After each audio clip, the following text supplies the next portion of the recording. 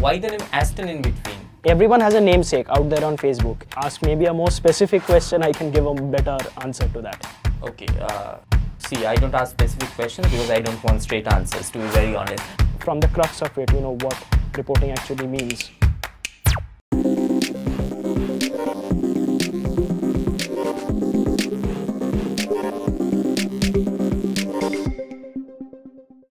Hello and welcome to iLEAD Kolkata. This is Archon Chakraborty and today we have with us Udayan Mitra. Firstly, I would like to start off, why the name Aston in between? This is kind of like a very futile kind of a idea why I put my name, kind of like a middle name in my Facebook account. Everyone has a namesake out there on Facebook.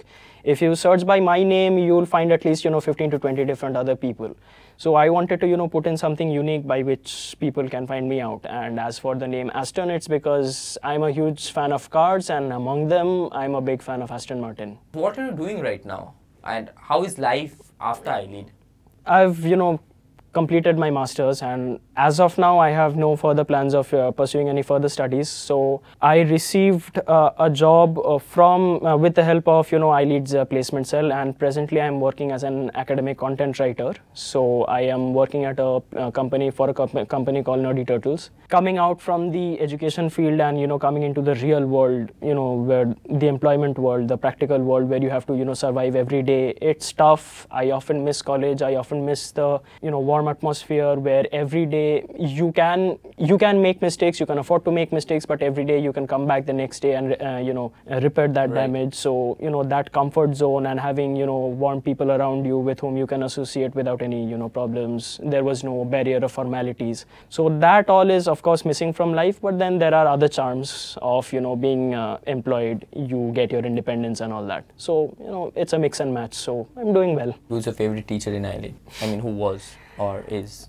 Our batch, or my close group of friends, we spend a huge, deal of time in the mentors room. Like whenever we don't have classes, we kind of like go back to the mentors room. We talk to so many people. We are really close to a lot of them. It would be hard, and to an extent, it would also be unfair to single out a particular name and say that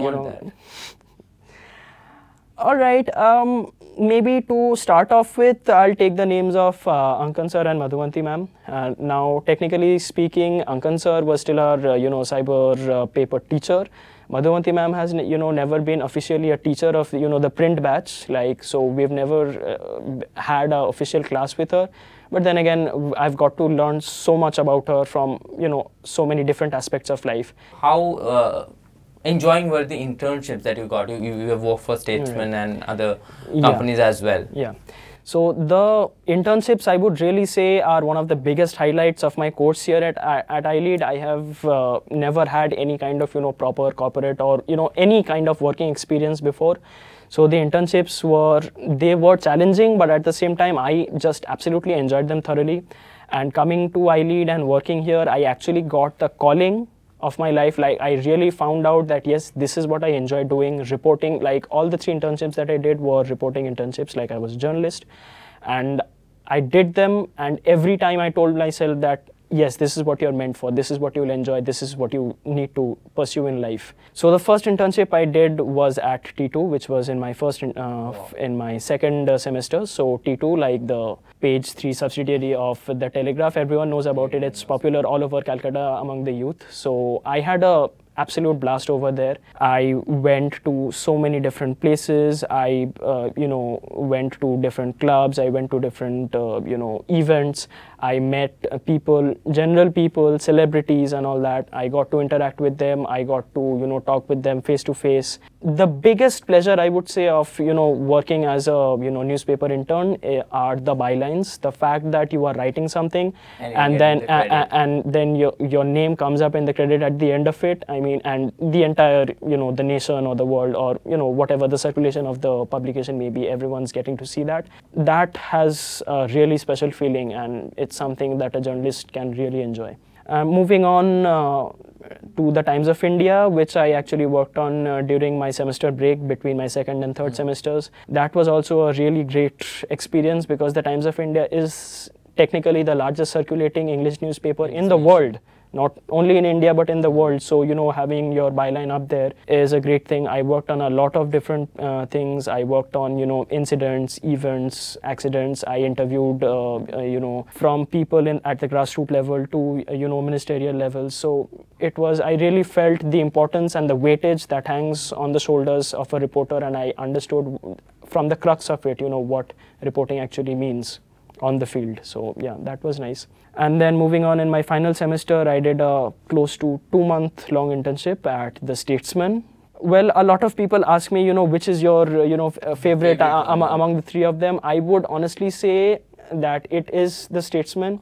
Although, because it is not as big as a brand as the two of the, you know, previous ones, but then Statesman gave me the most freedom to work. It gave me the opportunity to express whatever I felt or how I felt about a particular news item. I was given the opportunity to ask whatever kinds of questions that I wanted to ask, and most of all, I got a particular beat on which I could work. Like, I was the, you know, weather reporter over there, and I was the only one who worked on the weather news things. So whenever there was any storm, there were rains, or there was any, you know, chance of a long period of depression or something, I, you know, got to talk to the Met officials at Alipur and all that. I got to interact with national level scientists, and, you know, so that was a great experience. And, you know, people at the news desks, although I was an intern, they used to call me the, you know, the weatherman.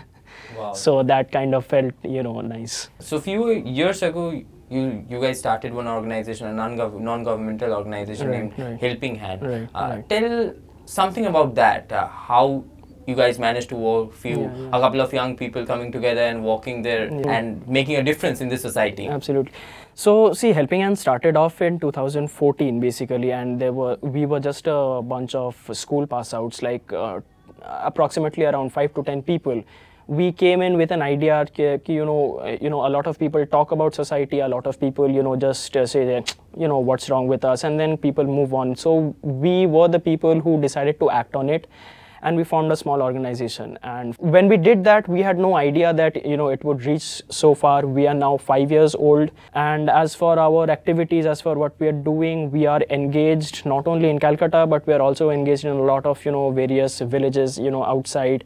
We are working in the Sundarbans, we are working in villages in Chonarpur side, we are working near in the Bolpur region. Bolpur region. So you guys did a commendable job in the Bolpur region. Tell us something about that. So. Yeah, so there are 2 villages in Bolpur. One is Rajabudo and one is Mohula. Now both of these are mostly, you can say, tribal villages, and over there what we discovered is that people are actually, you know, genuinely, when we are talking about, you know, poor Indians so-called, those are the places where you can find them. Needy people who, like children who don't even sometimes get, you know, 2 square meals a day. So that is where we decided to engage, and we didn't really, you know, have a very fixed and concrete plan when we started to engage. We just went there, we found out what their problems were, and there were, you know, multiple problems. They didn't get proper food, they didn't get proper sanitation. Girls suffered from a number of diseases. We started distributing food packets, then we started distributing sanitary napkin for, you know, young adolescent girls. As their conditions, you know, started to improve, we targeted more, you know, selective people, the people who really needed these resources, the people whose conditions were absolutely at the, you know, at the threshold of, you know, at the worst point. We went to those villages, we raised some money through a lot of donations from a lot of, you know, very generous donors. We accumulated a lot of money, and we used that to purchase not donated clothes, but actually brand new clothes. And we gave it to those children who have never, you know, had the joy which we experience of getting new clothes or new toys during the festive season. And we were there with them. We took them around a couple of pandals in the, you know, rural areas, just, you know, showed them a good time, doing as much as possible from our side, from a very small organization's perspective, that we can to, you know, just put a smile on their face. It is an amazing experience. I mean, better experience than getting the paycheck at the end of the month. Definitely. Yeah. Another thing is what you guys are doing. You guys are not only taking care of someone someday. You're doing it on a regular basis. Right. You're hitting some areas. You're targeting some areas, and you're working on it regularly. Yes. So, what are the changes that you have come through? You have seen. You have experienced. Right. So see, this is a very important part. Like whenever you're doing any sort of community engagement for a particular community, if you just, visit them once, give them, you teach them once, or you give them a, lump sum amount of donation in terms of money, in terms of food or other resources. If you do that once or maybe 2 times in a year, that really doesn't add up to their overall development. Development has to be on a regular basis. It has to be on a sustainable basis. So we try to, visit these villages as frequently as possible. We go there at least 4 to 6 times a year to ensure that they are utilizing those resources properly, as well as it is benefiting them properly. Like for example, if we donated clothes or certain resources or money or food, we want to see when we visit them next time that it has actually done them some good. And if it hasn't, then we need to alter our plans to ensure that we give them something that they actually need and that will actually benefit them. So we try to engage as much as possible, as frequently as possible. Thank you so much, Udayanda, for being here, giving your precious time and sharing the experience. I think it will be of great help to all our new iLEADers and the students of iLEAD. For you, stay tuned with our channel and do subscribe this channel for more such updates. Thank you so much.